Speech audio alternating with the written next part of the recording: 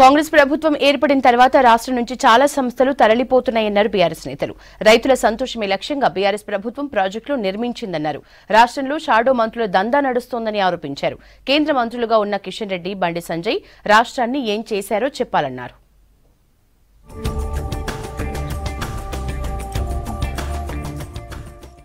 ప్రభుత్వం తమకిచ్చిన హామీలకు కట్టుబడి ఉండకపోతే రాష్ట్రం నుంచి వెళ్లిపోతామని అమర రాజా సంస్థ చెబుతున్నట్లు వార్తలు వస్తున్నాయన్నారు బీఆర్ఎస్ వర్కింగ్ ప్రెసిడెంట్ కేటీఆర్. అమర రాజా సంస్థ తెలంగాణలో 9,500 కోట్ల పెట్టుబడులు పెట్టేలా ఆ సంస్థను ఒప్పించేందుకు తామెంతో కష్టపడ్డామని గుర్తు చేశారు.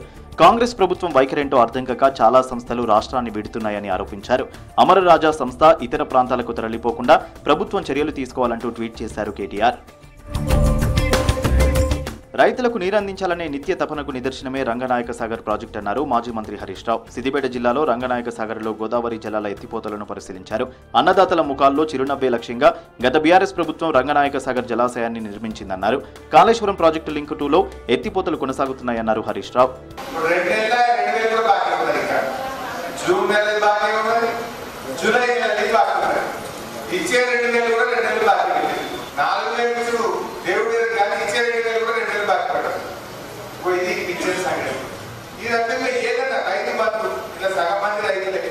కేంద్ర బడ్జెట్లో రాష్ట్రానికి అన్యాయం జరిగినా కేంద్ర మంత్రిగా ఉన్న బండి సంజయ్ ఎందుకు మాట్లాడటం లేదని ప్రశ్నించారు బీఆర్ఎస్ నేత రావుల శ్రీధర్ రెడ్డి.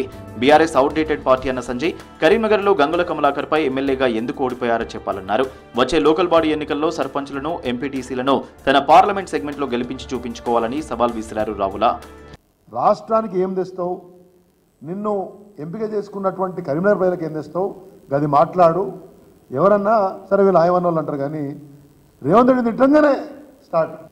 సంజయ్ గారు, నీకు దమ్ము ఉంటే రేపు స్థానిక సంస్థల ఎన్నికలలో నీ పార్లమెంట్ సెగ్మెంట్లో 10% సర్పంచులు, 10% ఎంపీటీసీలు, ఒక్క జెడ్పీటీసీ గెలిస్తే నువ్వు మగోనివి. రాష్ట్రంలో పరిపాలన అస్తవ్యస్తంగా మారిందన్నారు బీఆర్ఎస్ ఎమ్మెల్యే వివేకానంద గౌడ్. రాష్ట్రంలో షాడో మంత్రుల దందా నడుస్తుందని ఆరోపించారు. తెలంగాణలో లా అండ్ ఆర్డర్ గాడి తప్పిందని, కోవర్టు రాజకీయాలు జరుగుతున్నాయని ఆరోపించారు. సుంకిశాల ప్రమాదానికి కారణమైన నిర్మాణ సంస్థను బ్లాక్ లిస్ట్ లో పెట్టాలని డిమాండ్ చేశారు. ఈరోజు లా అండ్ ఆర్డర్ ఒక్కసారి చూసినట్టయితే ఎన్ని హత్యలు పెరుగుతా ఉన్నాయి రాష్ట్రంలో. రోజు దీనిపైన అసెంబ్లీ వేదిక కూడా చాలా సూటిగా ప్రశ్నించిన ప్రభుత్వాన్ని, ఎందుకు లా అండ్ ఆర్డర్ ఎందుకు తప్పింది, ఎందుకు అస్తవ్యస్తంగా అయింది, ఎందుకు అతలాకుతలం అవుతా ఉంది ఈ యొక్క లా అండ్ ఆర్డర్ అంతా కూడా అని చెప్పి ప్రశ్నించాం.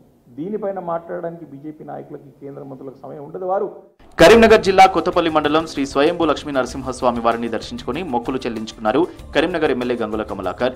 ఆలయానికి వెళ్లేలా గుట్టపైకి రోడ్డు నిర్మాణాలు పూర్తి కావడం పట్ల హర్షం వ్యక్తం చేశారు.